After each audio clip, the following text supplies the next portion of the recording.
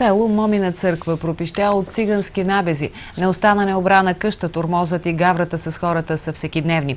Проблемът беше показан в предаването «Паралакс» на телевизия СКАТ. Това е българското село със звучното име Момина църква. Част е от община Средец.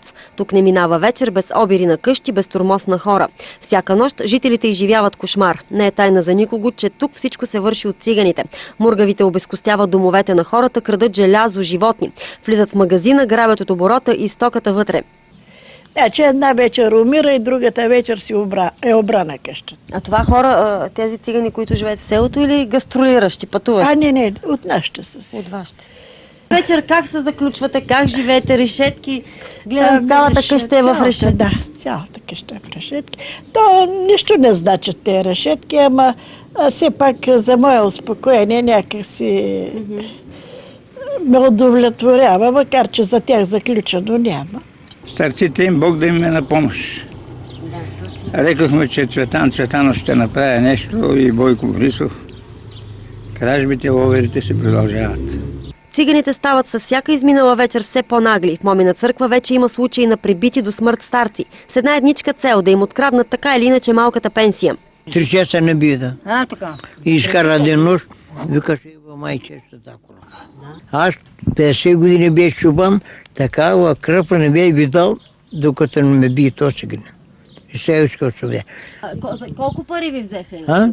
Колко лева? Не взема, 70 лева не взема. 70 лева? Да. Аз от тогава на сетне вече, вече съм болна от изсумама и от тогава на сетне вече. Най-големият ужас в Момина църква. Скоро са пуснали от затвора циганин, който е излежал присъдата си за брутално изнасилване и зверско убийство на 80-годишна жена от селото. Сега същия този тормози малкото останали тук момичета. Обаче той изкара един нож, малко ножче, нали? Вика, не мога, не вика, защото и сега вика, ще ти взема главата. И аз застанах вече и комона направи нищо. Слага тук на гърдите ножа, на врата ми го слага и ми вика, ако ти сложа, вика, сега ножа, вика, на врата, вика, и да ти кажа да тръгнеш към гората, вика, ще тръгнеш, не ми вика, кичек, вика, ще играеш. Аз само мълча и нищо не му казвам.